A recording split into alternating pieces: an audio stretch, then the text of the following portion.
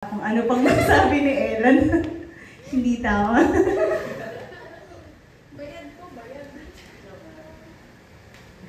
So, hello guys. So, kamusta kayo? Ako, kamustahin niyo naman ako. Hindi ako okay, joke lang. Hindi, joke lang. So, yun, actually, kinakabahan ako ngayon.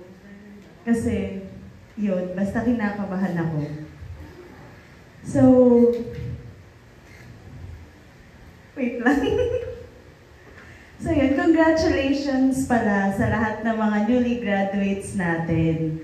And welcome sa bagong chapter ng inyong academic life, no? So good luck, and God bless.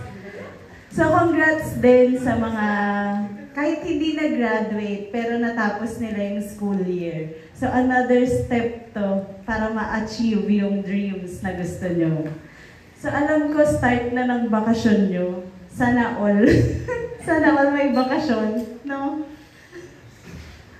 So last week, we celebrated the Solemnity of the Most Holy Trinity, o yung banal na Santatlo. So, sino yung mga nandito last week? So, do you still remember kung ano yung ginawa nyo?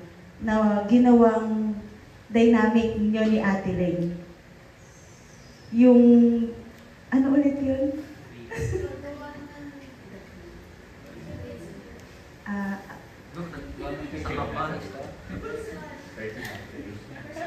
Yun.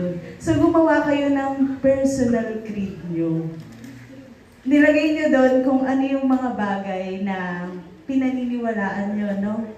Regarding on yourself, on God, yan. So, yun. Diretso na tayo dun sa passage. So, sa unang pagbasa, so, wait lang po, sorry. So, sa unang pagbasa, so narinig natin yung kwento ng pakikipagtipan ng mga, sorry, ng mga Israelita sa Diyos. So, sa kwento, binasa ni Moises yung mga batas na binigay ni Lord sa kanila. Siguro nandun yung nandun yung 10 Commandments, ganyan. So binasa niya yun sa kanilang lahat. So after niyang basahin and after nilang marinig yun, parang sabay-sabay silang sumagot. English kasi tayo, sorry. So we will do everything that the Lord has told us. So ito yung commitment nila kay Lord, na sundin kung ano man yung mga ordinances na sinabi ni Moses, na susundin nila. So, kung yung mga taong yun, kung the Israelite have commitment to God, si God din, in answer dun sa commitment na yun, meron siyang promise dun sa mga Israelite. So, dun sa story, so yun, meron promise si God dun sa mga Israelite. So, ano sa tingin niyo yung promise nila? Ayun, kasi yung story na yun, yung kay Moses, parang yun yung paglabas nila dun sa may Egypt. So after nilang lumabas, di ba, parang prinamis sa kanila na dadalhin sila dun sa may promised land, sa Canaan. So yun, tapos yung tawag dun is covenant. So covenant is a sacred agreement or mutual promise between God and person. So merong 4 na covenant na ginawa si Lord nung Old Testament. So, yun, panoorin na lang natin para mas lalo nating maintindihan.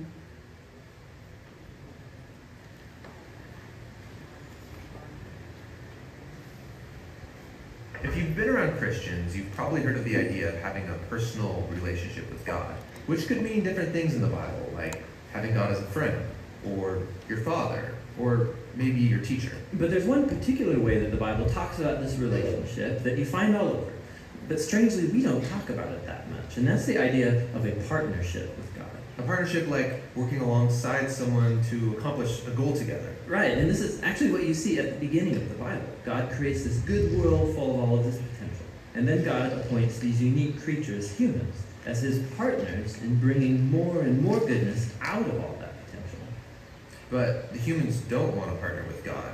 They rebel and try to create a world on their own terms. And so this broken partnership is the Bible's explanation for why we're stuck in a world of corruption and injustice and tragedy of death. It's not like there's just one or two humans who have bailed on this relationship.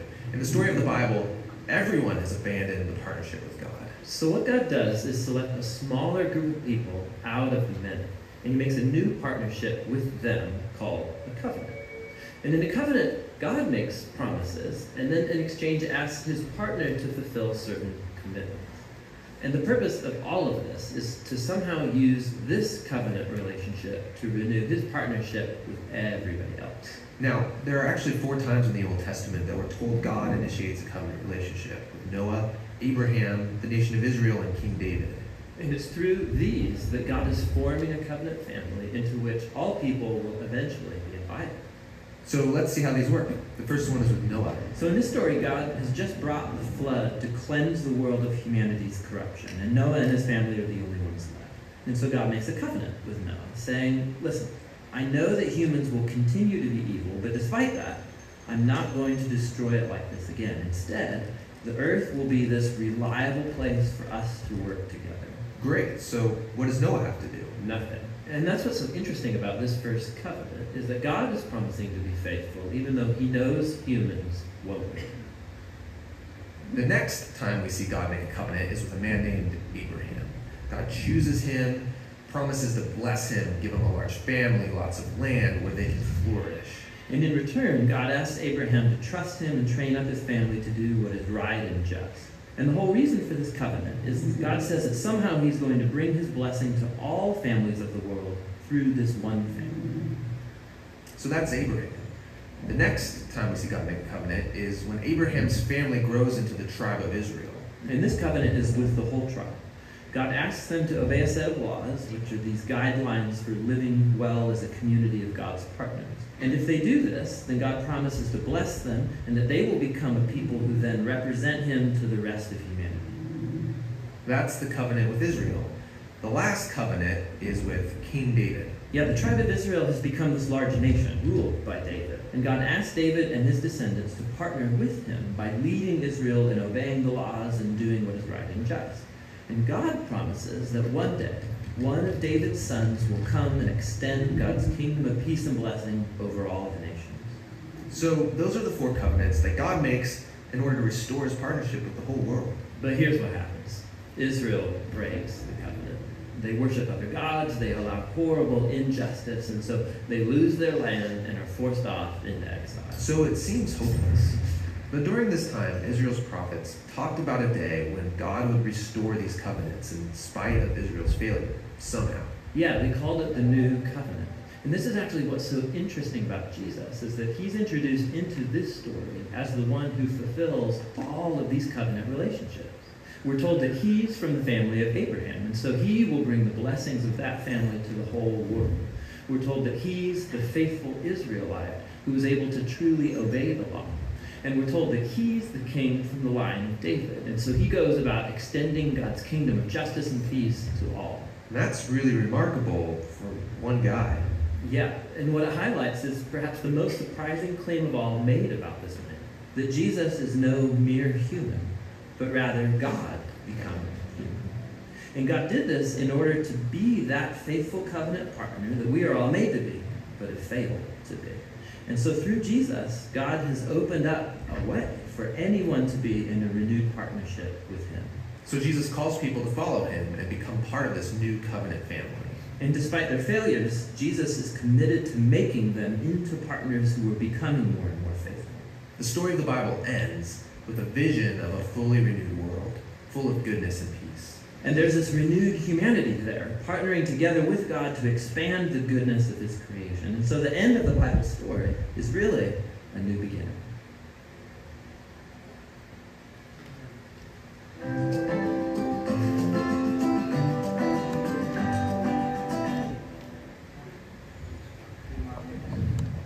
So yun, according sa video, no, meron daw 4 na covenant, no? Yung kay Noah, kay Abraham, sa Israelites, at saka kay David. So si Jesus, lahat ng broken promises na nagawa nila, ni-restore niya lahat yun. So, nagkaroon tayo ng new covenant na which is si Jesus. So, dun nga sa may second reading, di ba? Parang ang sabi dun is, hindi na lang dugo ng hayop, but dugo ni Jesus na mismong Diyos natin, na naging tao, na without any blemish, di ba? In order to tubusin tayo sa ating kasalanan, is siya yung dumating to restore that covenant. So ngayon na we have our renewed partnership with God through Jesus. So mga kapartner na ulit tayo ni Jesus nung dumating. Simula nung nirenew ni Jesus yung partnership natin with God. So but sometimes, hindi ko na lalahatin, pero ako, no, I still commit na nabublock ko pa din yung mga promise ba minsan na ginagawa ko. So, yun, yung unang promise siguro na na-broke sa akin is yung, alam niyo pag namamasko tayo, di ba? Nung bata ako, nung namamasko ko, talagang ginagalingan ko talaga yung pamamasko ko. Kahit hindi ko ninong or ninang, nagbe-bless talaga ako para mabigyan ako ng pera. Tapos after nung Pasko, kinagabihan, sasabihin lang ng nanay or ng tatay natin na, tago muna natin yan, anak, ganyan.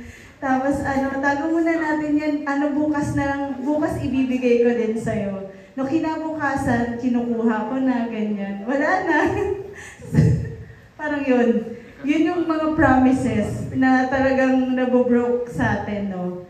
Tapos ako din yung tipo ng tao na, hindi na ako ganito ngayon noon lang. Parang mahilig akong mang-Indian ba? Sabihin ko na, sasama ako, ganyan. Parang go ako dyan, ganyan. Tapos pagka yung araw na yun, parang see you later na lang. Ay, sorry guys, hindi pala ako pwede, masakit yung ulo ko, ganyan. Marami na akong dahilan. So yun yung mga promises na talagang madalas na ko-commit ko before. Pero ngayon, pag nag-promise ako na pupunta naman ako. Tapos yung isa pa, na feeling ko hanggang ngayon nagagawa ko to, yung kapag may sinabi na secret sa'yo, parang minsan sabihin na, uy, secret lang natin tayo lang nakakaalam nito. Pero, no, hindi ko magawang, hindi ikwento ba sa iba? Ganon din ba kayo? Ay, hindi. Okay. Very good, very good. Huwag mo akong gagayahin, okay? Sorry, akin lang pala yun. So yun yung mga promises na madalas na nabibreak ko. Tapos naalala ko rin dito habang ginagawa ko siya. Ay, naka-attend na ba kayo ng mga weddings? Yun. So meron akong na-attendan na wedding before. Parang isa sa mga recent wedding na na-attendan ko. Yung wedding ng tropa ko sa trabaho.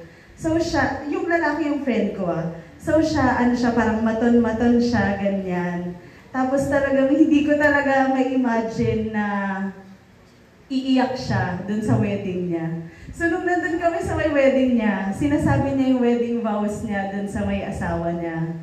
Tapos umiiyak siya. Tapos binibidyo namin siya kasi gusto namin siyang asarin after ng wedding niya. Yung ganon. Tapos yun, parang iba pala yung feeling din na marinig mo yun dun sa kaibigan mo na alam mong hindi ganon. Pero nararamdaman mo na yung promise na yun, iba yun sa promise na binibigay niya sa ibang tao. Parang yun. Yun yung parang napaisip ako na ano ba yung mga promise na ginagawa ko para sa iba? At saka ano din ba yung promise na ginawa ko, ay na sinasabi ko kay Lord na gagawin ko? Tsaka paano ko ba sinusubukang tuparin yung mga promise na yun? Kasi siya ngayon, pag nakikita ko siya, tapos pag inaano namin siya, parang tinutokso namin siya, talagang nagiging faithful siya sa asawa niya na, ay hindi ako sasama, hindi ako pwede, ganyan. Ganun lang siya, lagi siyang ganun. So nakikita ko talaga kung paano yung pag-fulfill niya dun sa promise niya.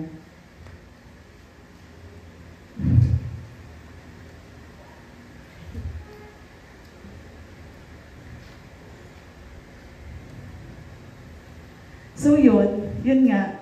So kung tayo, di ba, we cannot fulfill, or kung ako na lang, ayoko na lang idamay kayo. Kung ako, hindi ko kayang i-fulfill yung promise.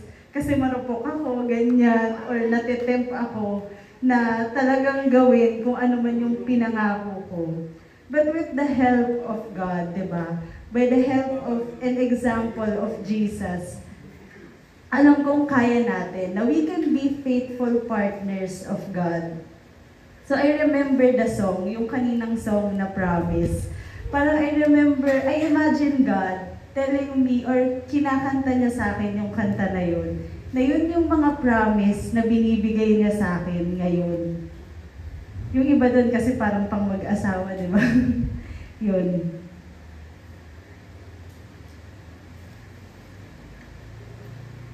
So yun, di ba tayo, yung connotation natin sa salitang pangako is yung pangako, madalas siyang mapako. But Jesus proved us na siya lang yung pinako sa krus. Pero hindi mapapako lahat ng pangako niya sa atin. Hey, guide questions. Grabe yung bars. So number 1, anong parte ng pagbasa or ng guidelines ang pinaka-tumatak sa'yo? At bakit? So kausapin si Jesus sa pagdarasal at tanungin, Lord, ano ba yung mensahe mo sa akin ngayon? At paano mo maisasabuhay yung mensahe na yun sa'yo ng Diyos?